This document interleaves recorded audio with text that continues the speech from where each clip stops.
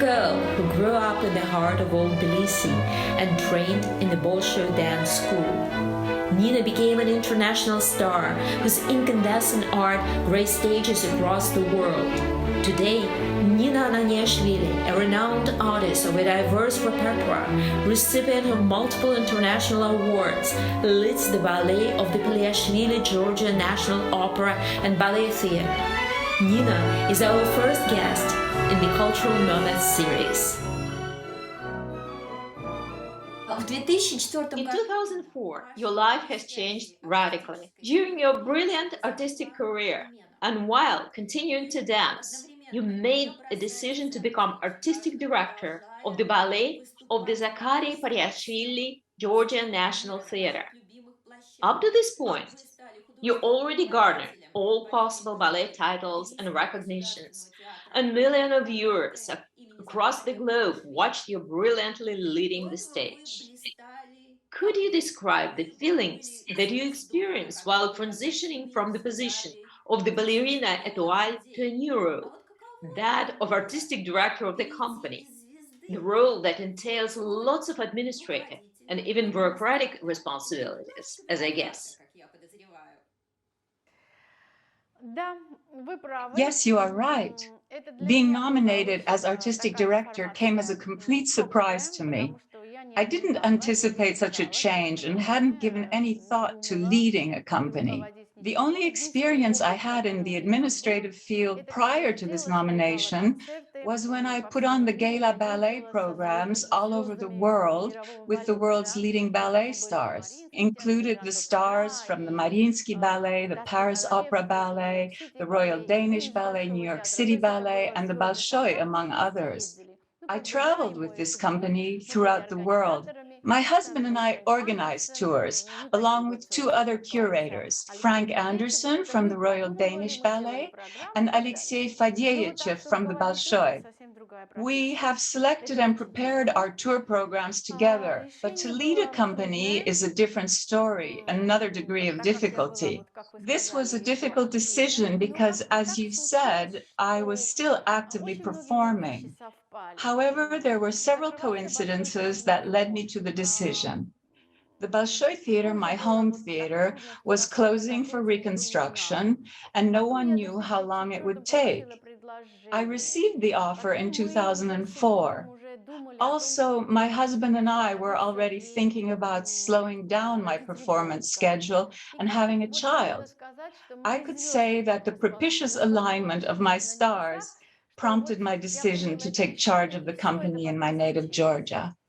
I returned to Tbilisi while I was still dancing all over the world, though during the first 2 years, I canceled many of my contracts. It wasn't so easy because I hadn't lived in Tbilisi for 30 years. I remember when I had my first reunions with the company, I said, "My friends, I know you've always loved me when I came here as a guest performer. I hope this won't change now that I'm in charge of the company." I want to underscore that the beginning of my work with the company, the first 3 months, were very special. I don't know whether what we had in Tbilisi in 2004 could have been possible anywhere else. At the first gathering of the company, I explained to the dancers that we didn't have a strong repertoire. The costumes and sets we had were old and worn. But despite all this, the company existed and the company performed, though at irregular intervals. Fortuitously, the company was preserved and it still had its audience. The theater survived. I suggested we start with a new program that included ballets by Alexei Ratmansky, Stanton Welsh, Trey McIntyre. These ballets were already in my repertoire. I had the rights. I met with the company and proposed we start working immediately, and we worked tightly for 3 months, and we will present this new program by November. These 3 months of work, however, were not covered by the budget that was frozen until November. The second option was to wait when salaries would be paid, but in that case, the new program would be released only in January. extraordinary. Not a single person in the company said no to my plan to start working immediately, though without remuneration. No one wanted to wait, if you can believe me. Many members of the company did not live in Tbilisi, but in the suburbs, like Rustavi. Some of them had to walk for a couple of hours to the theater because they didn't have the money for the bus. I tried to personally help some of them financially when I learned about these cases. For 3 months, the company worked without salaries. The results amazed everyone. The audience was ecstatic. People thought I had brought a new company with me. These were the same dancers, of course. The premiere was so successful that we had to add additional performances to the 4 performances scheduled initially, because not only were the tickets sold out, but people were crashing down the doors to get into the theater. The early 2000s were really hard in Tbilisi. The city lived without heating, public transportation, often without electricity even. Life had really deserted Tbilisi. There was one big street lamp at the central intersection on Rustaveli Avenue that we called Ilyich's bulb, by analogy with the early Soviet years of no electricity. It looked like the city after the war, so deep was the level of economic decay. You said that you returned to Georgia after 30 years of dancing on different stages of all 5 continents. I remember so well, I was in the United States then, how the very demanding ballet public in New York used to call you our Nina. I also recall your very successful tour, one of the first international tours as the company director to the United States. I was in Los Angeles where I saw you performing Giselle, already as the head of the company. And the public was so much taken by the energy and elegance of your dancers. It seems to me that you have numerous homes throughout the world: New York, Tokyo, Moscow, Tbilisi, Houston, to mention just a few. These are not necessarily your real households, but places where you are eagerly awaited and loved by the public. Do you miss the stages where you performed so successfully? First off, I can say that I've danced sufficiently in my life. I'm satisfied. At the same time, I can't say that I'm tired of dancing.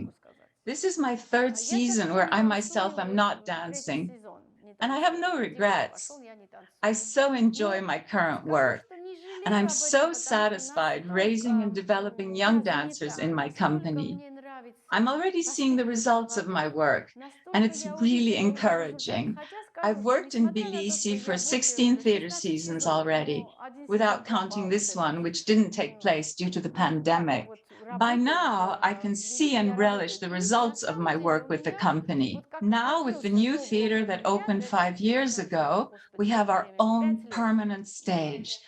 During this period, despite the difficulties, we created a significant repertoire that placed the company on a new level. I've reached a certain sense of stability after the years of a somewhat provisional situation when the company couldn't dance on its own premises. Everything was somehow here and there. I don't hide that I had my child relatively late. I gave birth to my daughter at 42, and I returned to the stage. No one thought I would return, but I did. Looking back, I would say that I accomplished a lot over all these years. But if I say that I suffer from missing dancing, that wouldn't be true. I've entered a different stage in my life. I have young ballerinas to bring up now. They're not only Georgian girls, but a nice Japanese ballerina who I took from the school. And I see how much these young dancers, girls and boys, have grown recently in their mastery. This is very interesting that you have international group of dancers under your tutelage in the theater in Tbilisi. There is so much discussion now in the ballet world regarding the compatibility of schools. Purists, of course, want the schools to keep their identities. So differences between the French, Russian, Italian tradition, let's say, will remain recognizable on the stylistic level. On the one hand, the globalization of the dance demonstrates that dancers from different schools and countries work next to each other in many companies. On the other, What are your views on the globalization of dance and how you select dancers for your company? As far as our company goes, we have our own school, the Vakhtang Chabukiani Tbilisi Art School. This is our main reserve of dancers to start in the corps de ballet of the company. So we have a homogeneous training system. Do you take foreign students in the Chibukiani Art School? No, unfortunately, I cannot accept foreign students currently because we do not yet have the proper conditions to receive them here. There are no dormitories attached to the school. It's regrettable because we have a strong teaching faculty. The old professors firmly maintain our tradition, and the younger teachers whom I appointed have created a formidable group in maintaining our pedagogical traditions.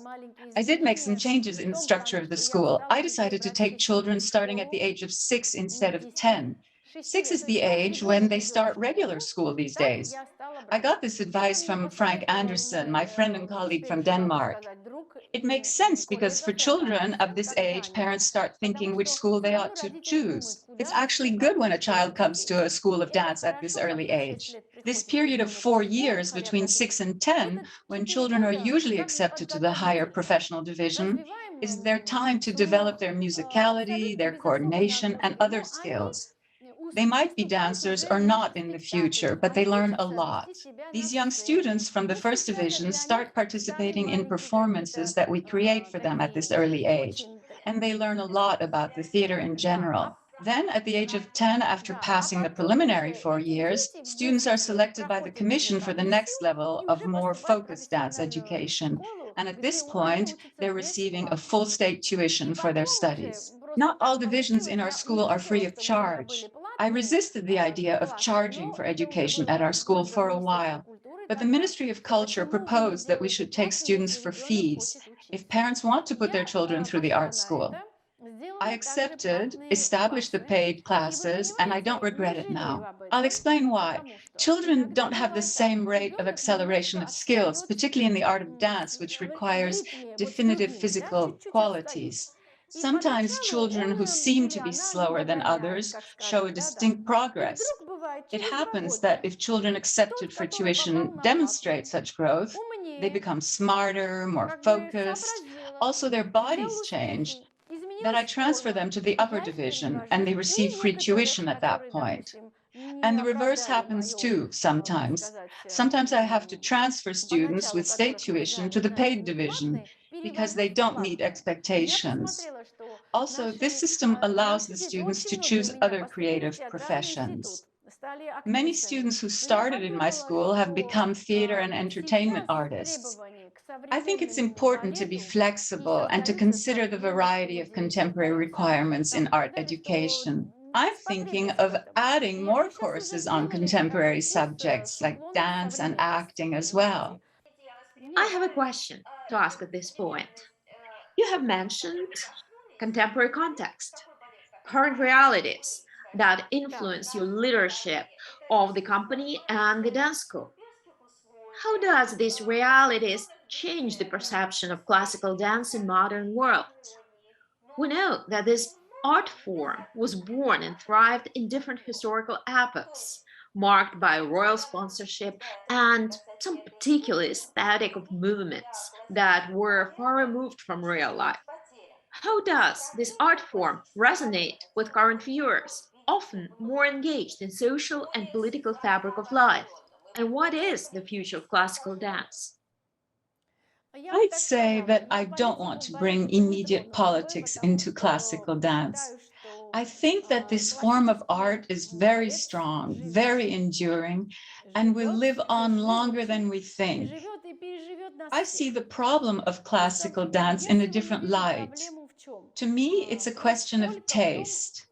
This taste concerns not only, let's say, the stage sets or formal details, but mostly the question of taste in teaching and performing. Taste often disappears. My concern is how to preserve and pass this taste on to the younger generation. To me, this fundamental sense of taste is crucial to keeping our art. My dear teachers, they're here with me in my beautiful office. shared their ideas with me. Tell us, please, more about your teachers. My very dear teachers, Raisa Stepanovna Struchkova and Natalia Viktorovna Zolotova, are present here in these photographs. Natalia Zolotova graduated from the Vaganova Academy, which did not have that name yet. It was the School of Choreography at that time. Zolotova studied with Agrippina Vaganova and Maria Romanova, the mother of Galina Ulanova. She was an extremely intelligent and sensible teacher. She and Pyotr Pestov, who also focused on dance pedagogy, oversaw the method system in the Moscow Academy of Choreography when Sofia Golovkina directed it. Zolotova and Pestov were remarkable teachers, and they held much respect for each other based on their professionalism. Both had their own strong personalities. At the time, Alexander Prokofiev and Boris Rakhmanov, Zolotova's husband, taught the boys' classes. Rakhmanov was an example of gentleness and culture in the school.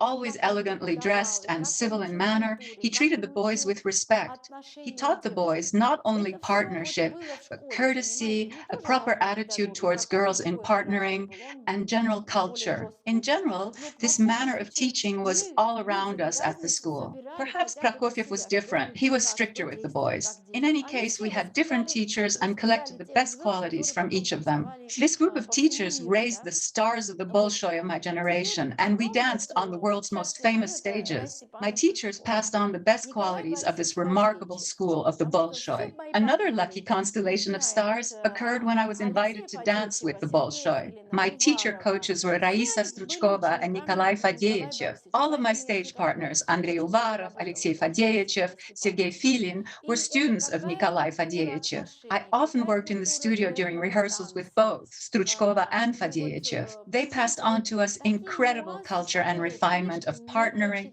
lots of nuances. You understand that one can never find these nuances even in the best of books. When we say that in classical dance knowledge passes from hands to hands and from legs to legs, this is true. Training in the studio is the foundation of our profession because each dancer needs an individual approach. I, for example, have long legs, but a rather short torso. Someone else might have the reverse. Even if you read about Vaganova's method in the published sources, you still cannot find all the nuances and details. They cannot be described because the component of a teacher's eye is what makes the actual method. It is so very important what you're articulating now. The Vaganova method is omnipresent in dance education. The descriptions do not convey completely the subtlety of this method that becomes efficient only with an experienced teacher. I was lucky to work with Natalia Zolotova in preparation for 2 competitions that I participated in.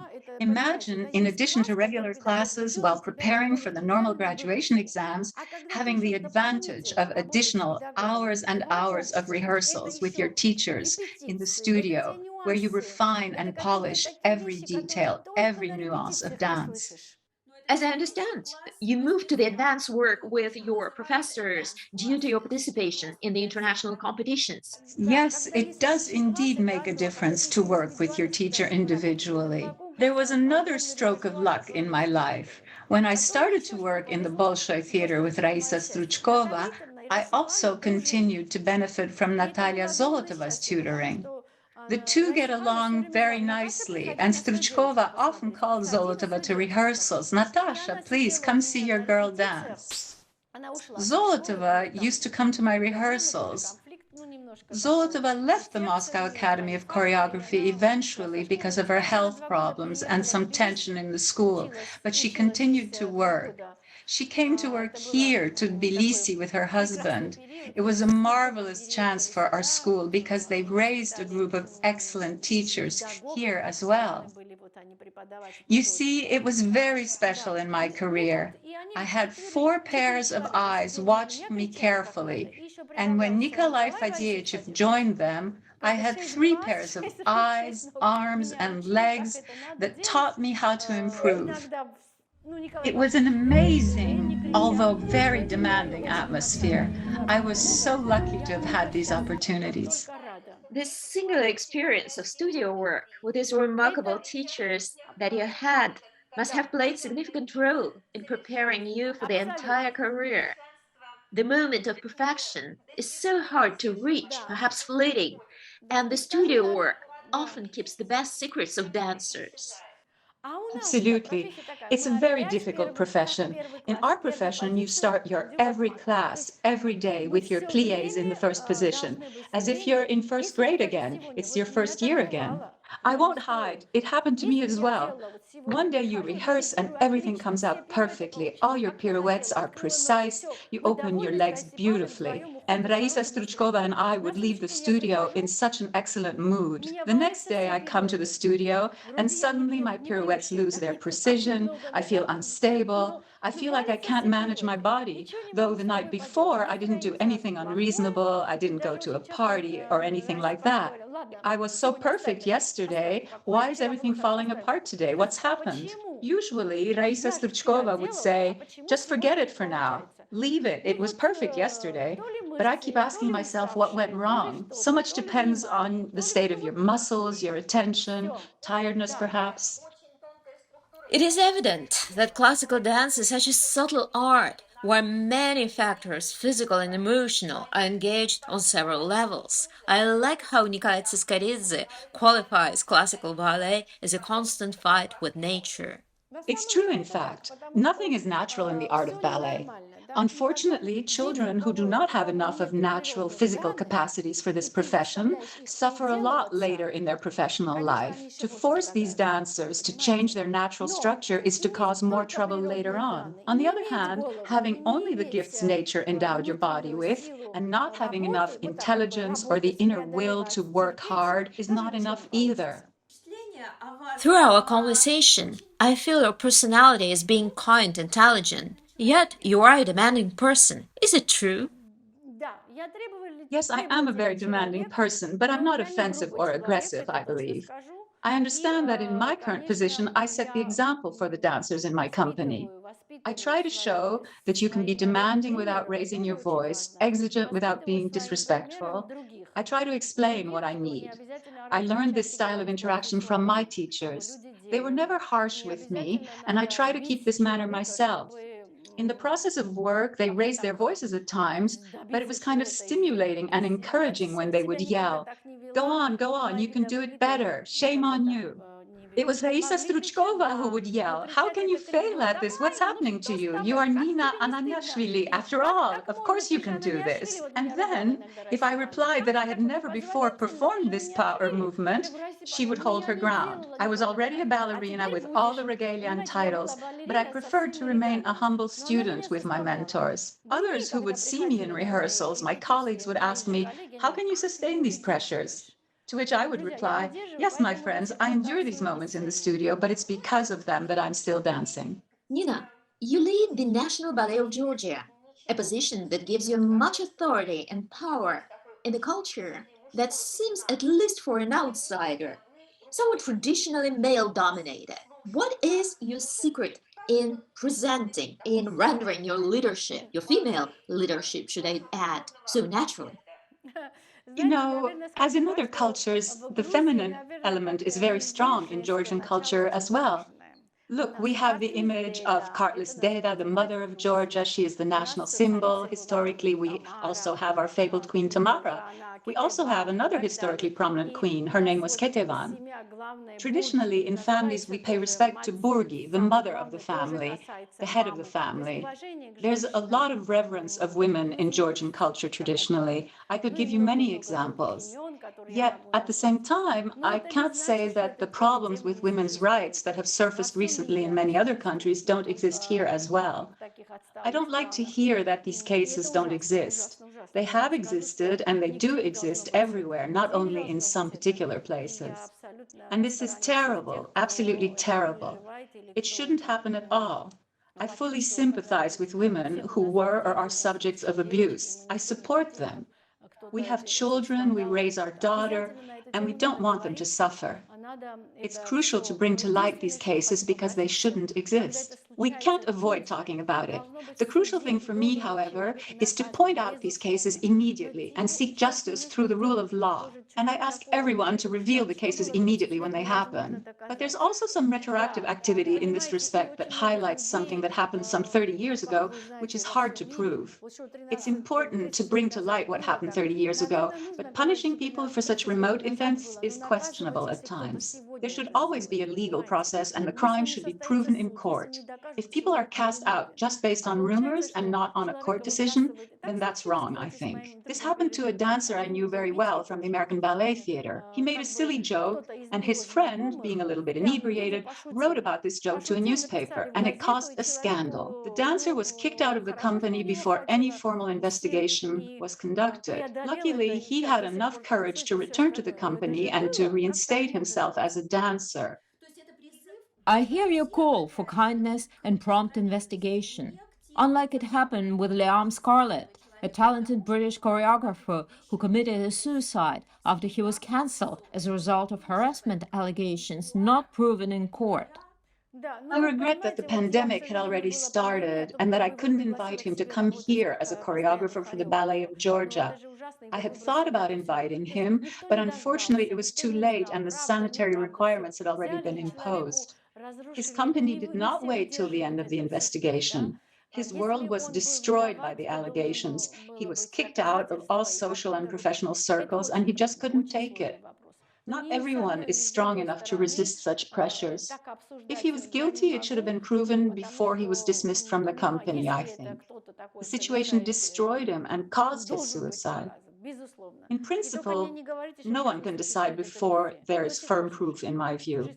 But at the same time, those who are guilty must be punished. Undoubtedly, I agree with you. The last question concerns the financing of cultural organizations. How do you fundraise? How do you attract sponsors? Who does it?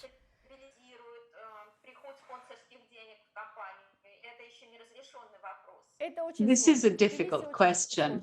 There are very few sponsors for us in Tbilisi right now, basically none. And this isn't right because there are already enough rich people in Georgia. Looking for sponsors and working with them is not my favorite activity. I can invent new projects, create planning for the company, invite new choreographers, but asking for money is not my forte. This is my problem, I know. Of course, as a state-supported company, we have the state budget, which also includes money for the development of the repertoire and new ballets. But I see that this is not enough already. So much has changed in the last 15 years, inflation and other factors, so it's hard to rely only on the budget. If any Georgians or anyone who wants to support our company hear your program, and if they live somewhere outside our country, and if they want to help us financially, I will be most grateful for any form of support. Like any big ballet company in the world, we have founded a society of the Friends of Georgia Ballet. However, this society consists mostly of foreigners. Every little contribution means a lot to us. Every penny counts. And anyone who buys a ticket should know that they are our sponsor. Because if we don't sell tickets, it's not good for our budget. Our art isn't suited to big arenas or stadiums, or selling T-shirts or other merchandise will not help us. The professional span of dancers' lives is as short as that of athletes, but we can't commercialize our art as much as it is done in sports. We are artists. We bring our art to people. We contribute to our national culture and bring taste and spiritual values to our public. It's impossible to exist in the world without cultural or spiritual foundations. Some philosophers even say that we shouldn't forget that education without art and culture is incomplete. Education and culture are complementary because education, just for professions without cultural content, has little value for humanity. Education without culture is incomplete, as I said.